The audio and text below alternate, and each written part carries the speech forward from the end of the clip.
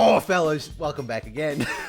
Last time we talked about the top 10 worst and top 10 most missed potential skins of 2023. And now we got to the end, we can talk about the good stuff. Finally, because there's a lot of good skin lines, like,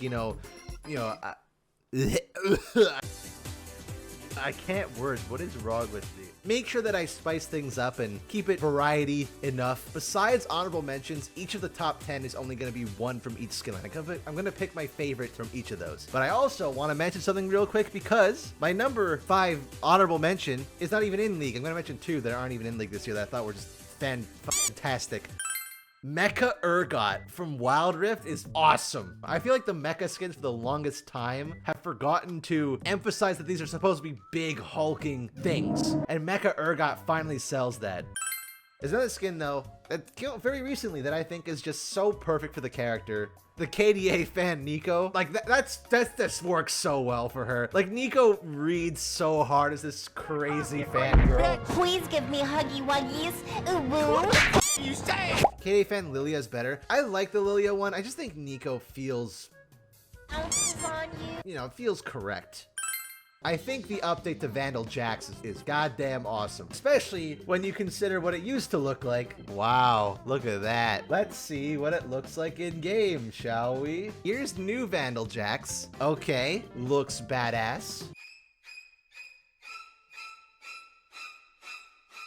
I think people forget just how fucking awful this looked. Riot charged $5 for this. Honorable mention number 2, Tibblehead, Kled, and Wolf and Lamb Kindred are cursed as fuck. Do more of these.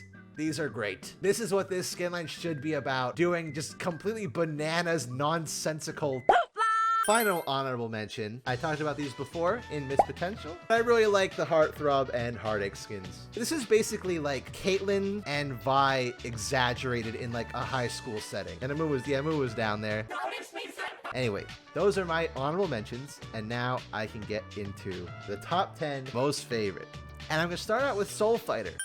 And this was tough because there's a lot of Soul Fighters I like. I think if Shaco had a better model, it would have been Shaco. But I think, this is gonna sound like heresy coming from me, of all people. I think Gwen's the best one. I think this is so perfect for her. And I think the friendship she has with Pyke, there's way more narrative intrigue with that than there was anything she had in Ruination. She just existed. I like this so much better. It fits her so well. And now moving on to number 9, this one, I had to put one of them on here because the return of Shanghai Scrolls was better than I could have ever imagined. Not only was it all champions that I personally really have an attachment to, but they're all great and shook up the aesthetic in a fresh new way. It was close because I like them all, but Bards is the best. It's great. Bards is the best one.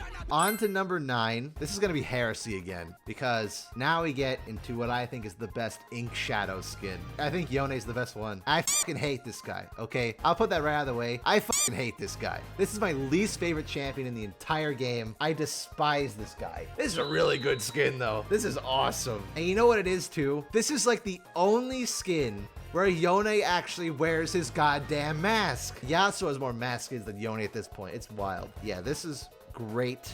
Amazing skin for Yone, even if I fucking hate him.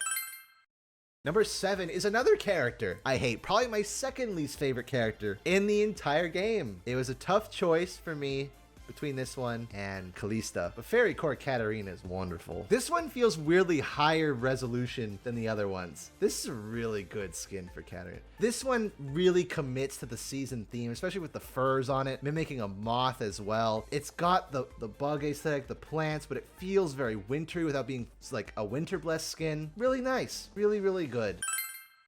Now we get into some champions that I actually like.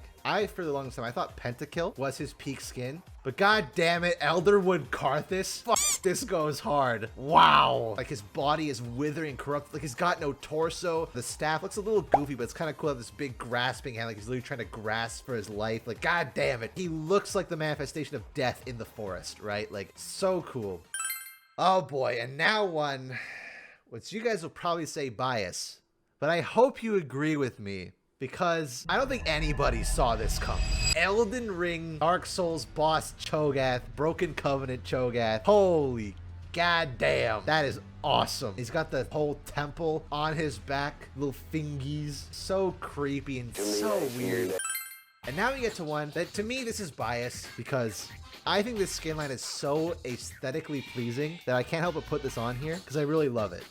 And this is out of all of them. This is just wonderful for Kiana, right? This is great.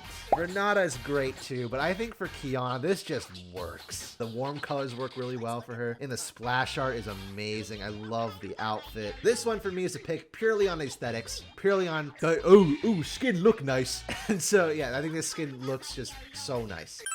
Remember when I said that Cafe Cuties really need to reinvent themselves and try something different? This is so fucking weird. I love it. Who thinks of this? Who's like, okay, so what if Rumble is sentient foam piloting a teacup mech? Who was high? Who was in the office and was high and made this? Right, needs to invest in weed more. Yeah. Speaking of reinventing, not a skin line, because it is kind of similar, but reinventing a champion. I was talking about this the other day on stream about how legendary skins rarely take the opportunity to properly reinvent the character. Most of the time, like Ink Shadow Master Yi, for example, it's just to give them better animations and some new voice lines. And you could say Kayn. Kayn was pretty good. I think it goes to Nami, though. I think Nami takes the cake. Like an eldritch horror, deep sea witch turning into like a tentacle monster instead of a mermaid. What a fun direction to take Nami, and feels so different from anything else she has. Deep sea Nami wishes she was Coven Nami. Number 1. This skin is, you know, it's from Heartsteel, which might shock you. There is one member that I think is better than everyone else. I am, of course, talking about because I fooled you all.